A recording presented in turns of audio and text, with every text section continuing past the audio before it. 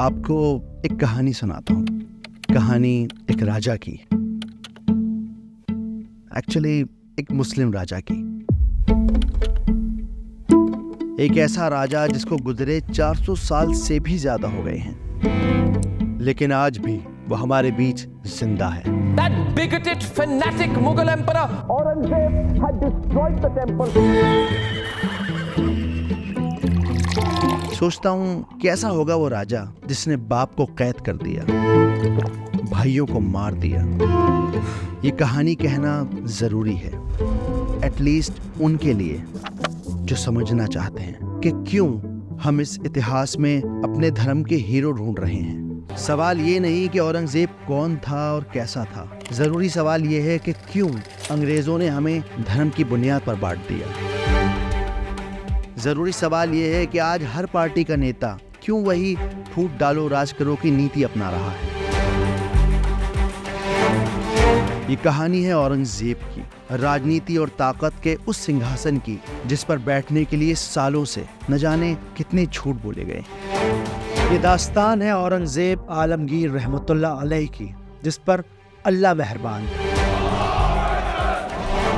ये कहानी है कम्युनलाइजेशन ऑफ हिस्ट्री की, औरंगजेब की, उसके इंसान से हैवान और भगवान बनने की। बाय द वे, ये वाला वीडियो सेकंड और लास्ट पार्ट है औरंगजेब की कहानी का। अगर आपने इसका पहला पार्ट नहीं देखा, जिसमें हमने जाना कि औरंगजेब कैसे अपने बाप शाहजहां को आगरा के किले में बंद कर देते हैं, अपने भाइयों को दिल्ली की गलियों में फटे पुराने कपड़े पहनाकर जलील करते हैं, एक हिंदू लड़की से मोहब्बत करते हैं और उसके इश्क में डूबकर शराब पीने को रेडी हो जाते हैं। अगर उस पार्ट को आपने अब तक नहीं देखा तो पहले इस वीडियो के पहले पार्ट को देख लीजिए, क्योंकि ये उस वीडियो का उस सीरीज का सेकंड पार्ट है।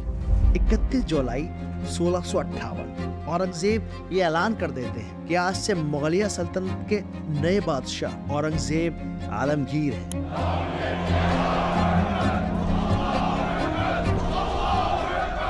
लेकिन अभी भी बहुत से लोगों ने औरंगजेब को दिल से अपना बादशाह नहीं माना। आम जनता में तो औरंगजेब को लेकर एक सुगबुगाहट रहती थी कि देख रहे हो, बाप को कैद में डाल रखा है, भाइयों को मार दिया है और खुद बादशाह बना बैठा है। वहीं खास लोगों में भी औरंगजेब के इस एक्शन को क्रिटिसाइज किया जाता था। अब क्योंकि औरंगजेब का दीन की तरफ काफी ज्यादा झुकाव था, तो बादशाह बनने के बाद वो लाखों रुपए, हजारों तोहफे मक्का में काबा के शरीफ को भेजते हैं, पर काबा के शरीफ ये तोहफे लेने से मना कर देते हैं, ये कहकर के औरंगजेब इस गद्दी के सही हकदार नहीं है जब तक कि उनके बाप जिंदा है। ये तोहफे देने का सिलसिला कई साल तक चलता है और आखिर 1666 में काबा के शरीफ शाहजहां की मौत के बाद ये तोहफे कबूल कर लेते हैं। गद्दी पर बैठने के बाद औरंगजेब ने महसूस किया कि मुगलिया सल्तनत इकोनॉमिक क्राइसिस से गुजर रही है, कई स्टेट में तो खाने की भी लाले हैं, और अपने शुरुआती सालों में ही औरंगजेब शरिया लॉ लागू करते हैं। पब्लिक प्लेसेस में शराब पीना, नाच गाना करना, जुआ खेलना, प्रोस्टिट्यूशन बैन कर दिया गया। इसके अलावा नौरोज का एक पारसी त्योहार होता था जिसमें 9 दिन तक पब्लिक हॉलिडे रहता था, दरबार में कोई काम नहीं करता था, महंगे महंगे तोहफे गिफ्ट दिए जाते थे। औरंगजेब इस त्योहार को बैन करते थे। राजाओं में तुलादान की एक परंपरा होती है जिसमें बर्थडे वाले दिन राजकुमार को पैसों से तोला जाता था। औरंगजेब वो भी बैन कर देते हैं। उस दौर में मुंशी मुनीम चांदी से बने कलम और दवातों का इस्तेमाल करते थे। औरंगजेब उन्हें भी खत्म करके इन सब के हाथों में मट्टी की दवातें पकड़ा देते हैं कि भाई अब इनसे लिखो। और यही नहीं, शिया मुसलमानों में मुहर्रम का जुलूस निकलता है, औरंगजेब इसको भी बैन कर देते हैं। अब इन सब फरमानों से हुआ ये कि आम जनता में एक अंडरस्टैंडिंग फैल गई कि औरंगजेब जो भी फैसले कर रहे हैं वो सुन्नी मजहब के सपोर्ट में है और हिंदू और शिया और दूसरे धर्मों के विरोध में है, जिसके चलते जो दरबार में मुसलमान काम करते थे वो अपने आप को पावरफुल महसूस करने लगे। वहीं हिंदू अपने आप को, हिंदू या दूसरे धर्म शिया धर्म के लोग अपने आप को कुचला हुआ महसूस करने लगे। इसी में कुछ केसेस ऐसे आए कि दरबार के जो मुसलमान थे वो हिंदुओं को परेशान करने लगे। जब ये बात औरंगजेब को पता चलती है तो औरंगजेब 28 फरवरी 1659 को एक फरमान जारी करते हैं जिसमें उन्होंने कहा कि हिंदुओं को बेवजह परेशान नहीं किया जाएगा और अब किसी भी नए मंदिर के निर्माण पर पाबंदी है, पर हाँ, पुराने मंदिरों को आप रिपेयर कर सकते हैं। ये उस ओरिजिनल फरमान की आर्काइवल पिक्चर है। पर यहाँ नोट करने वाली बात यह है कि मुगल एम्पायर इतना ज्यादा फैल चुका था कि कि ये फरमान हर जगह फॉलो हो भी रहे या नहीं हो रहे, इस पर औरंगजेब का कोई कंट्रोल नहीं था। इवन इटालियन ट्रैवलर निकोलाई मनुची अपनी किताब में मेंशन करते हैं कि एक दिन औरंगजेब ने चिढ़कर कहा कि कमाल है, इस पूरी मुगलिया सल्तनत में सिर्फ 2 लोग हैं जो शराब नहीं पीते, एक मैं और एक काजी अब्दुल वहाब। हालांकि निकोलाई मनुची कहते हैं कि यहाँ औरंगजेब गलत थे। उन्हें क्या मालूम कि हर रोज़ चोरी छुपे मैं खुद एक शराब की बोतल काजी अब्दुल वहाब को पहुँचाता था। अपने राज के 49 सालों में औरंगजेब ने साम दाम दंड भेद हर चीज़ का इस्तेमाल किया और मुगलिया सल्तनत को यहाँ से यहाँ तक फैला दिया। अब समुंदर भी मुगल के थे और रेगिस्तान भी, पर इतने बड़े एम्पायर को संभालना, जहाँ पर अगर एक इन्फॉर्मेशन भी देनी हो तो एक जगह से दूसरी जगह इन्फॉर्मेशन पहुँचाने में महीनों लग जाएं, इस पूरे एम्पायर के डिक्लाइन की वजह भी बनी। ऑड्रे टूर्स लिखते हैं कि औरंगजेब के लिए इतने बड़े एम्पायर को मैनेज करना मुश्किल हो रहा था, जगह जगह करप्शन फैल रहा था और इसी बीच 1669 में औरंगजेब के जरिए जजिया टैक्स लागू कर दिया जाता है, जिसमें कहा गया कि हिंदू या और भी किसी धर्म के लोग जब अपने तीर्थ स्थल को जाएंगे तो वो एक टैक्स देंगे। हालांकि मुसलमानों के ऊपर इस तरह का कोई टैक्स लागू नहीं किया गया। ये जिजिया टैक्स अकबर ने अपने ज़माने में बंद कर दिया था। उसके मुताबिक समाज में रहने वाले हर इंसान को बराबर का हक मिलना चाहिए और ये पूरा सीन फिल्म जोधा अकबर में बड़ी खूबसूरती से दिखाया गया। हिंदू यात्रियों से तीर्थ यात्रा महसूल वसूल करना खुदा की शान को सिक्कों में तोलने जैसा है और इसीलिए हमने आज से तीर्थ यात्रा महसूल हमेशा के लिए खत्म करने का फैसला किया है। 1679 के दौर में जब ये टैक्स लगाया गया तब जगह जगह मुगल एम्पायर में रिवोल्ट हो रहे थे और इस टैक्स के लागू होने के बाद मुगल एम्पायर के दुश्मनों को ये मौका मिल गया लोगों को बताने का कि देखा, हम ना कहते थे कि ये हिंदू विरोधी बादशाह है, सारे फैसले सिर्फ मुसलमानों के हक के लिए करता है। ऑड्रे टूर्स लिखती है कि औरंगजेब की सगी बहन जहांआरा और मुगल कोर्ट के कई रॉयल मुस्लिम मेंबर्स ने इस फैसले को एक पुअर एडमिनिस्ट्रेटिव डिसीजन कहा। आज बहुत से हिस्टोरियन ये बात साबित करना चाहते हैं, ये बताते हैं कि औरंगजेब चाहता था हिंदुओं को मुसलमानों में कन्वर्ट कर देना, पर सतीश चंद्रा इस आर्ग्यूमेंट को बेबुनियाद बताते हैं। वो अपनी किताब मेडिवल इंडिया में मेंशन करते हैं कि अगर किसी स्टेट में कोई मुस्लिम रूलर कंट्रोल करता था और वहाँ कोई हिंदू जिजिया टैक्स देता था तो वही मुस्लिम रूलर उन हिंदुओं को प्रोटेक्ट करता था। इसके अलावा रिचर्ड ईटन अपनी किताब में किस्सा मेंशन करते हैं। वो बताते हैं कि पहला जिजिया टैक्स लागू होने के बाद कई जगह से रिवोल्ट शुरू हो गए। इस रिवोल्ट में कई हिंदू और कई मुसलमान भी शामिल थे जो हिंदुओं का साथ दे रहे थे। मुगल आर्मी ने इनके खिलाफ जंग की और इन लोगों को कैद कर लिया गया।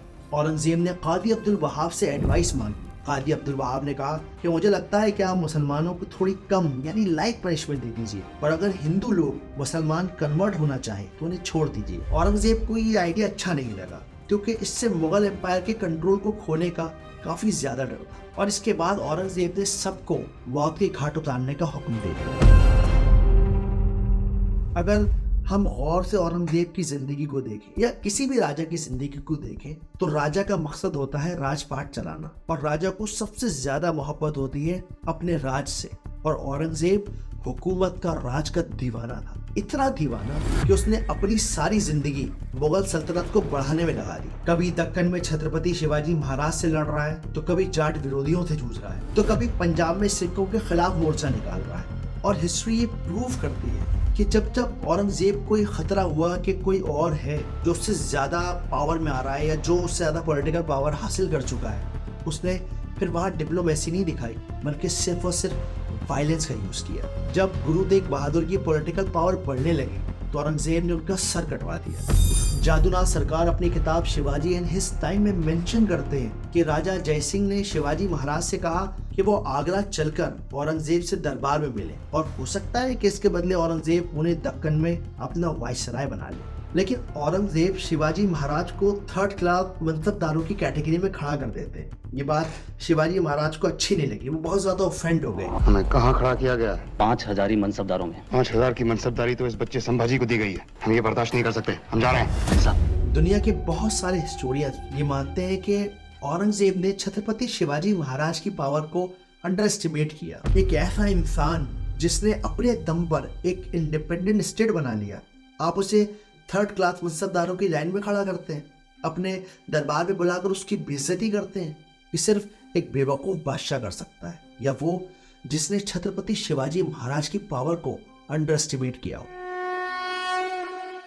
हर बादशाह की तरह औरंगजेब को बादशाहत का जुनून था, इतना जुनून कि 27 साल वो दक्कन के मैदान में जंग लड़ते रहे, न खुद घर गए न अपनी फौज में से किसी को घर जाने दिया। और 1707 में दक्कन के मैदान में औरंगजेब की एक कैंप के अंदर मौत हो जाती है। अपने आखिरी दिनों में औरंगजेब ने अपने बेटे को कई खत लिखे। एक खत में उन्होंने लिखा कि मैं एक अजनबी की तरह आया था और एक अजनबी की तरह जा रहा हूँ। एक और खत में औरंगजेब अपने बेटे आजम शाह को लिखते हैं, आजम मैं नाकामयाब हो गया, मेरी जिंदगी जाया बेकार हो गई, मैंने खुदा को जाना, उसको पहचाना, पर उसके मुकाम को, उसकी अजमत को देख न सका। आज लोग इस बात पर लड़ते हैं कि औरंगजेब ने हजारों मंदिर तोड़े, लाखों हिंदुओं को मारा, पर बहुत कम लोग ये बात जानते हैं कि औरंगजेब ने मस्जिद भी तोड़ी। और इन मंदिरों को और मस्जिदों को तोड़ने के पीछे उसका मकसद सिर्फ और सिर्फ पॉलिटिकल था। रिचर्ड ईटन अपनी किताब में मेंशन करते हैं कि 1192 से 1729 के बीच पूरे हिंदुस्तान में सिर्फ 80 मंदिर तोड़े गए। हिस्टोरियन केन पनिक्कर बताते हैं कि काशी विश्वनाथ का मंदिर तोड़ने के पीछे का रीजन था बनारस के जमींदारों का छत्रपति शिवाजी महाराज को सपोर्ट करना। और यही बात ऑड्रे ठूस अपनी किताब में भी मेंशन करती हैं। सुशील श्रीवास्तव अपनी किताब द डिस्प्यूटेड मॉस्क में मेंशन करते हैं कि 1980 में चित्रकूट के बालाजी मंदिर के महंत ने उन्हें बताया कि ये मंदिर औरंगजेब ने ही बनवाया था। औरंगजेब के फरमान की कॉपी आज भी इस मंदिर में मौजूद है। तो हिस्टोरिकली हम कह सकते हैं कि इन मंदिरों को दान देना या तोड़ने के पीछे का सिर्फ और सिर्फ उसका मकसद पॉलिटिकल था, न कि रिलीजियस। इसका अंदाजा हम गोलोकोंडा के उस किस्से से लगा सकते हैं जब वहाँ के नवाब ने औरंगजेब को 3 साल तक टैक्स ही नहीं दिया, ये कहकर कि उसके पास पैसा है ही नहीं। औरंगजेब के खबरी औरंगजेब को खबर करते हैं कि नवाब ने सारा का सारा पैसा गोलोकोंडा की मस्जिद के नीचे दबा रखा है। ये बात पता चलते ही औरंगजेब फौरन ये हुक्म जारी कर देते हैं कि मस्जिद को तोड़ दिया जाए और उसके नीचे से सारा पैसा निकाला जाए। वहीं एक और किस्सा रिचर्ड ईटन भी मेंशन करते हैं कि एक बार औरंगजेब के दरबार में एक सुन्नी ने एक फरियाद लगाई। उसने कहा कि उसके इलाके में 2 जिजिया टैक्स ऑफिसर हैं और दोनों के दोनों शिया हैं। ये फरियाद सुनकर औरंगजेब बहुत इरिटेट हो गया। उसने कहा कि अगर तुम्हारे हिसाब से चलूं तो फिर तो मुझे सारे हिंदुओं को, सारे शियाओं को अपने काम धाम अपने दरबार से निकाल देना चाहिए। लकुम दीनुकुम वलिया दीन, अरे उनके लिए उनका दीन, मेरे लिए मेरा दीन, धर्म का राजनीति से क्या लेना देना है।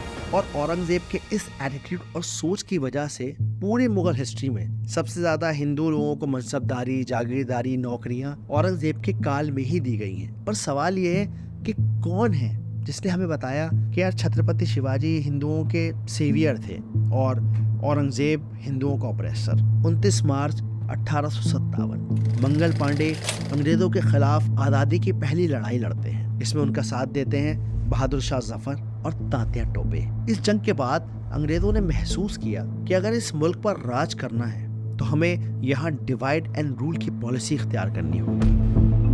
जिसके बाद अंग्रेज हिंदुस्तान में 1871 में पहला सेंसस करवाते हैं। 1881 में वो लोगों को बताते हैं कि हिंदुस्तान में इतने लोग हिंदू हैं, इतने लोग मुसलमान हैं और इतने लोग ईसाई और जैन हैं। और ये पहली बार हिंदुस्तान के इतिहास में होता है जब लोगों को धर्म की बुनियाद पर बांट दिया जाता है। इसके अलावा वो हिस्ट्री को 3 हिस्सों में बांट देते हैं। एंशिएंट इंडिया को उन्होंने कहा हिंदू काल, मेडिवल इंडिया को कहा मोहम्मदियन यानी मुस्लिम काल, और ब्रिटिश पीरियड यानी खुद के पीरियड को उन्होंने ईसाई काल नहीं कहा बल्कि उसे मॉडर्न इंडिया कहा। तो ये अंग्रेज थे जिन्होंने हमें धर्म और जाति की बुनियाद पर बांट दिया। मेरा मानना है हो सकता है कि औरंगजेब के कुछ फैसले बहुत खराब हों, कुछ फैसले बहुत अच्छे हों, पर यह बिल्कुल भी मुमकिन नहीं है कि औरंगजेब के सारे फैसले बुरे हों या सारे फैसले अच्छे हों। और औरंगजेब ही क्यों, चाहे वो नेहरू हो, चाहे वो मोदी हो, हर इंसान में अच्छाई और बुराइयां हैं। और इसीलिए जब हम कहते हैं कि औरंगजेब एक भक्षक था,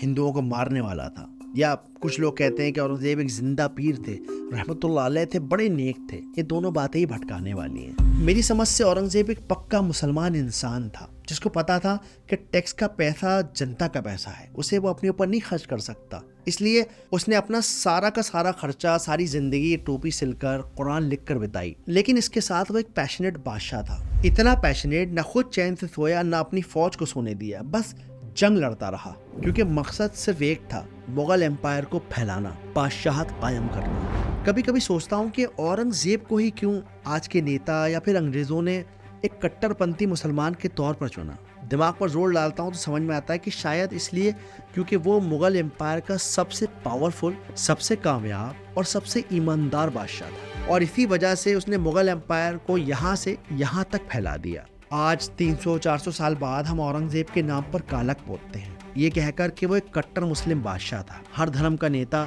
अपनी राजनीति को चमकाने के लिए औरंगजेब का सहारा लेता है, लेकिन अगर आप हिस्ट्री पढ़ें तो शायद औरंगजेब में कट्टरता की झलक कम, अपनी जनता को इकोनॉमिक क्राइसिस से बचाने के लिए लिए गए फैसलों की हकीकत ज्यादा नजर आए। और अगर किसी को वो कट्टर मुसलमान, एक हिंदू विरोधी बादशाह नजर भी आ रहा है तो उसे अपने आप से 2 सवाल करने चाहिए। पहला ये कि क्या वो इतनी समझ, इतनी अंडरस्टैंडिंग, इतनी नॉलेज रखता है कि आज 2024 में बैठकर वो 350-400 साल पुराने बादशाह को जज कर सके। और दूसरी ये कि जब 1947 में पंडित जवाहरलाल नेहरू ने आज़ाद हिंदुस्तान का झंडा फहराया, तब हम सब ने एक दूसरे से वादा किया कि आज से हम सब मिलकर रहेंगे, एक डेमोक्रेटिक कंट्री बनाएंगे।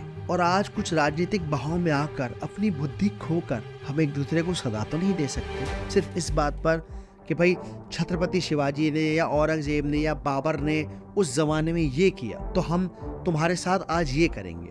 वो बड़ी प्यारी नज़म है कि मजहब नहीं सिखाता आपस में बैर रखना, हिंदी है हम, हिंदुस्तान हमारा। वीडियो के आखिर में 2 बातें कहना चाहता हूँ। मैं चाहता हूँ कि हम सब इस YouTube के आगे एक कम्युनिटी बनाएं, एक जुड़ के रहें, और उस कम्युनिटी के लिए डिस्क्रिप्शन में एक लिंक है, आप उस लिंक पर जाके एज ए कम्युनिटी मेंबर मुझे ज्वाइन कर सकते हैं। इस कम्युनिटी में story tellers, writers, video editor, कहानीकार, इतिहासकार, इन सब चीज़ों पे बातें होंगी। हम और आप जानेंगे कि कैसे प्रोडक्शन को डिज़ाइन किया जाए। मैं बहुत सालों से वीडियो एडिटिंग और इन सब चीज़ों में जुड़ा हुआ हूँ, तो जो ज्ञान मैं जानता हूँ वो आपके साथ शेयर करूँगा, जो आप जानते हैं वो मेरे साथ शेयर कीजिएगा। वीडियो कैसा लगा इस बारे में भी अपनी राय दें, कॉमेंट में मुझे बताएं। उम्मीद करता हूँ कि वीडियो पसंद आई होगी, बात समझ आई होगी। आदाब।